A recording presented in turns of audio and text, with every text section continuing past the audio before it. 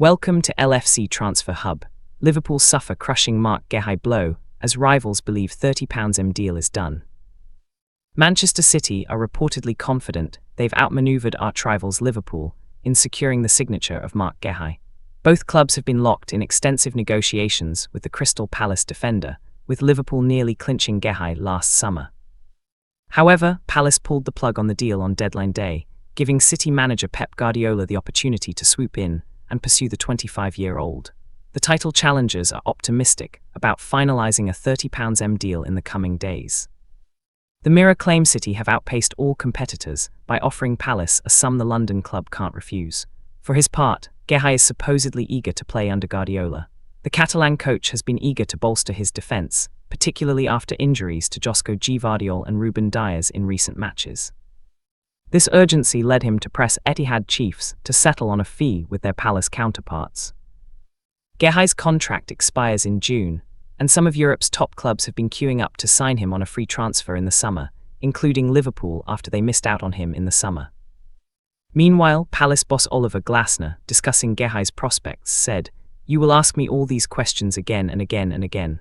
I need to find one answer. I will always tell you the same as long as I don't know anything else. Because believe me, if I knew something, I would tell you, so I don't know what's going on. I don't know what will happen with Mark Guehi. I don't know what will happen with new players, and I don't know what will happen with JP Jean-Philippe Mateta. I don't know anything.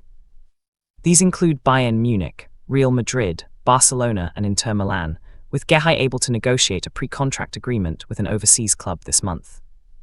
Guehi's potential arrival at City means Liverpool could be forced to look elsewhere, with the club still believed to be keen on bolstering their defensive options over the next couple of windows.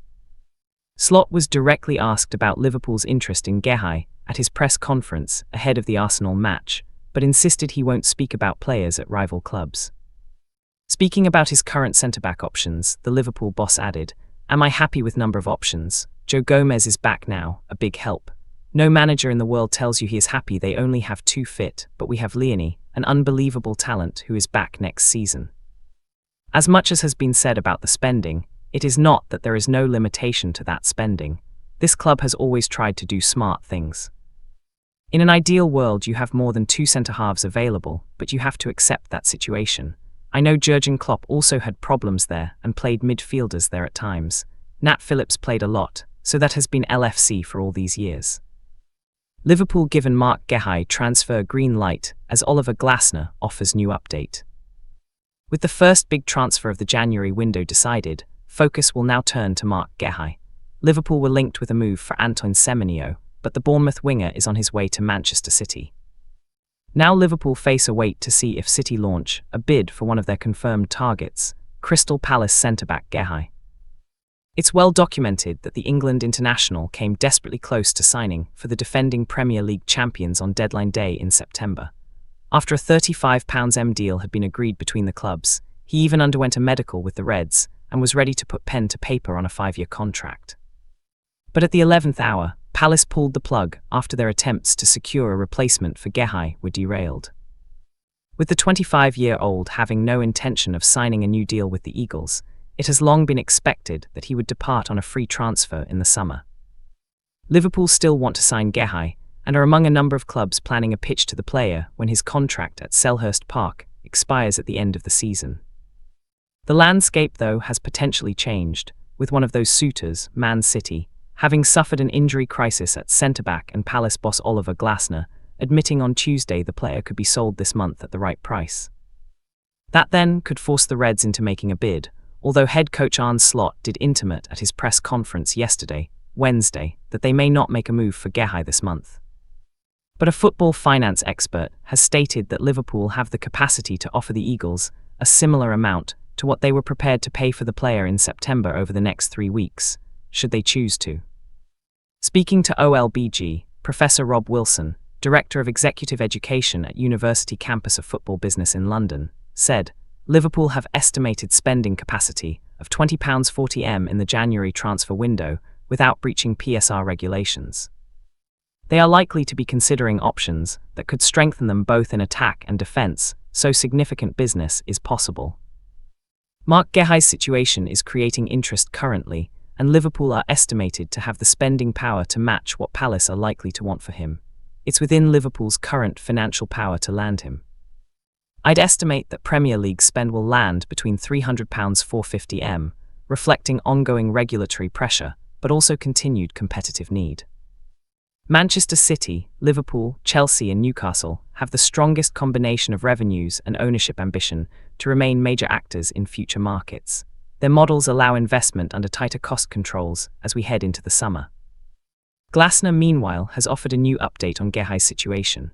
Speaking after Palace's 0-0 draw at home to Aston Villa last night, Wednesday, he said of his captain, "If the offer would have been high enough last summer and the club was fine with it and Mark wanted to go, then he wouldn't be a Palace player anymore.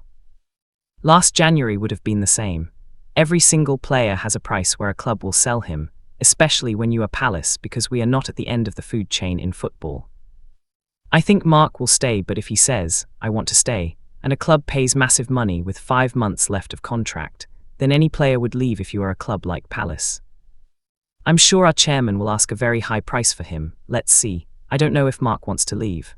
Right now, when I see him playing, training, his commitment, we are talking quite often together. I think the fans can be calm, but you never know what can happen in football." Liverpool lineups for Arsenal as Hugo Ekitike and Cody Gakpo decisions made. When Arne Slot put a ring around Arsenal away on his Liverpool fixture list, in the summer he wouldn't have expected to be going into the game 14 points behind the Gunners. But that is where the reigning champions are as they head to the Emirates Stadium this evening to face the overwhelming favourites to take their crown. This has become a challenge to qualify for next season's Champions League for the Reds, and their trip to take on Mikel Arteta's men is surely the most difficult task that awaits them in the rest of the domestic season.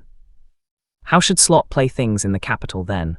Our writers have picked the sides that they'd choose this evening. Ian Doyle.